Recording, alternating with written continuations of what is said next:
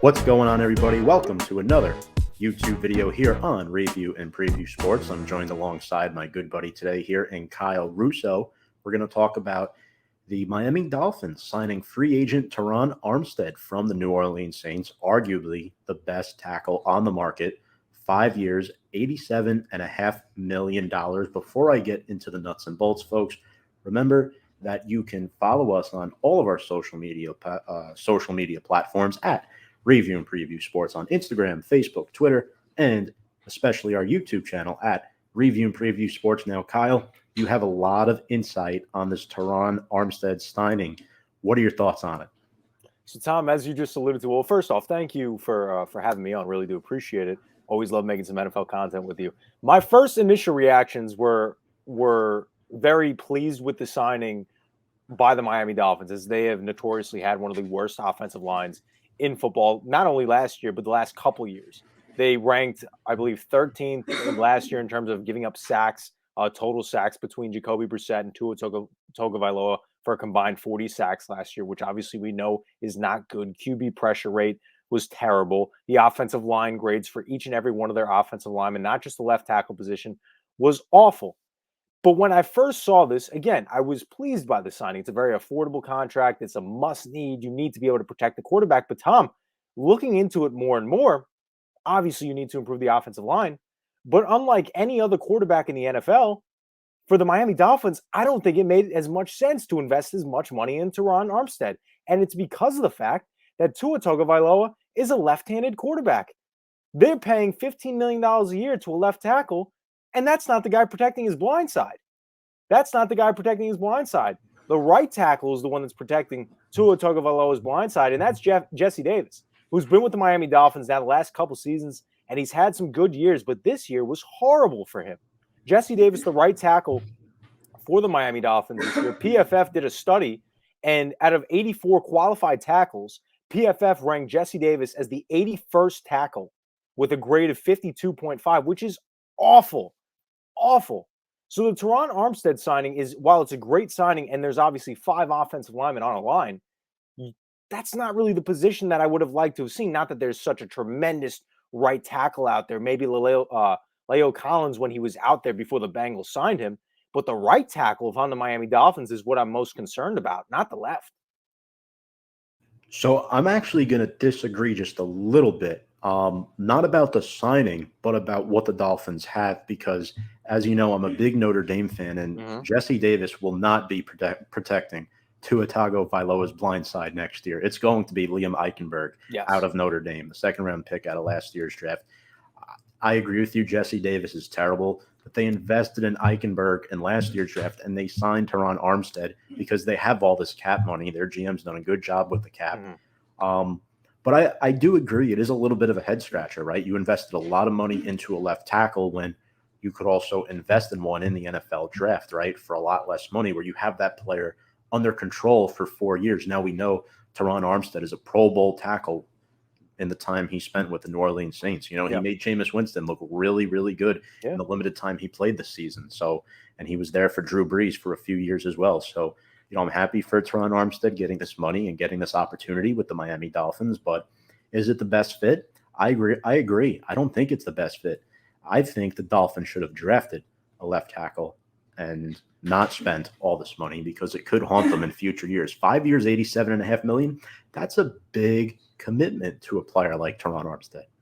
Yeah, no, not only is he a tremendous player, but he's also on the wrong side of 30, right? He's going to be 31 years old by the time the season starts. They're investing a lot of money. And Tom, this guy has notoriously been injury prone throughout his career. He's never played more than 15 games in a season, which happened in 2019. And last season, he missed about 9 games. And that's a lot. That's a lot to be investing in this type of player. Now, granted, he's a Pro Bowl type player, and PFF the last couple of years has ranked him as one of the top left tackles, not only offensive line, but one of the top left tackles in all of football, only behind the likes of a Bakhtiari and a Trent Williams, which we know is the cream of the crop in terms of the left tackle position.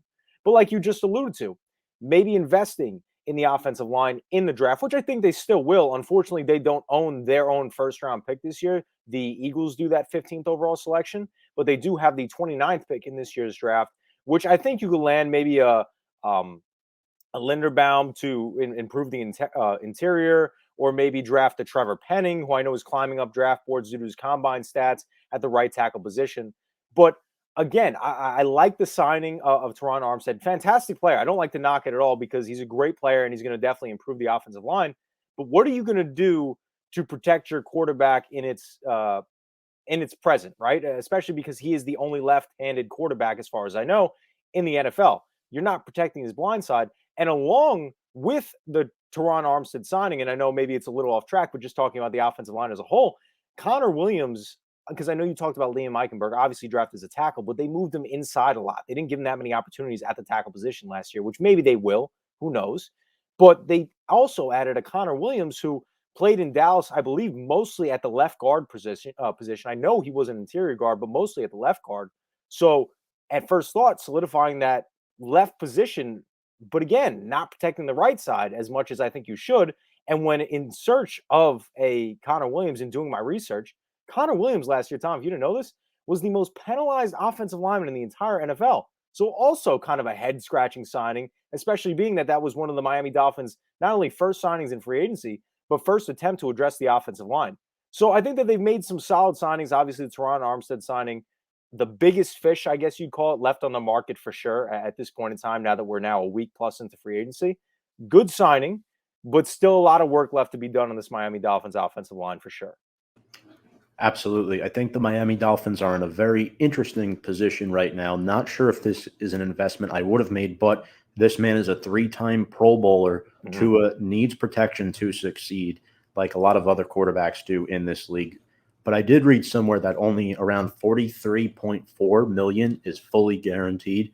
So there are some signing bonuses and other hypotheticals in this contract, but we're not going to totally dive into that. But Kyle, is there anything you wanted to add on Terron Armstead and the Miami Dolphins? Because now it's looking like the offensive tackle free agency market is getting thinner and thinner. Oh, definitely is. Definitely is. And again, not knocking the signing at all. I mean, at first thought, I think a lot of fans, when really analyzing this free agency, Terron Armstead was probably the number one free agent amongst all free agents left on this board, not only this period in time, but come last week. Definitely the highest in terms of offensive lineman rank. And I think a lot of people would allude to the fact that when free agency started, I know I banked on the fact that maybe the Bengals were going to sign him. And we saw how they kind of invested in that offensive line as well, bringing in a Ted Karras, bringing in Alex Kappa from the Buccaneers, bringing in a La'el Collins from the Dallas Cowboys on that right side. So that whole right side and interior is good.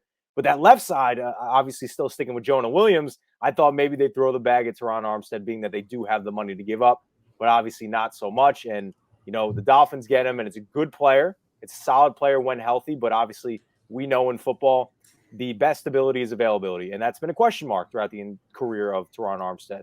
And especially being that, again, he's not going to be the guy that's going to be protecting the quarterback at that blindside spot. But good signing, good contract, especially after hearing what you just said about not even 50% of it, or what it sounds like, breaking down, doing the math a little bit. 50% of it is only guaranteed, so not too much of an investment. But good signing, still a lot of work left to be done on this offensive line for the Dolphins. I've got one last question for you, because this is a huge, deep dig into this signing. I don't think this will affect the future of Miami, but if you look at the roster, didn't they just acquire Teddy Bridgewater? Wasn't his left tackle, Terron Armstead, for that short time he was with the New Orleans Saints?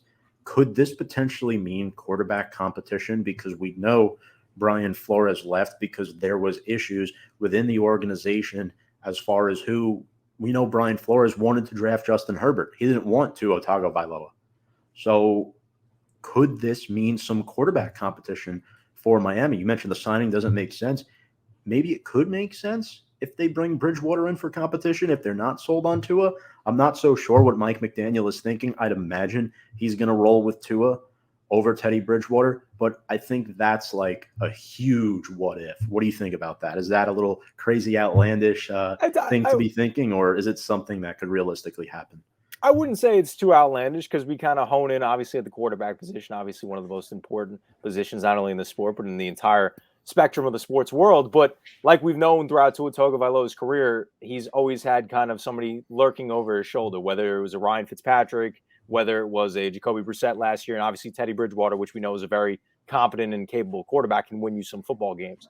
And obviously, I don't think you make that signing at the left tackle position with the intent to maybe give Tua somewhat of a leash in terms of how many games he's able to play, but more so into the fact from an overall spectrum, this entire offensive line was putrid last year, and this was one of the best guys left on the market.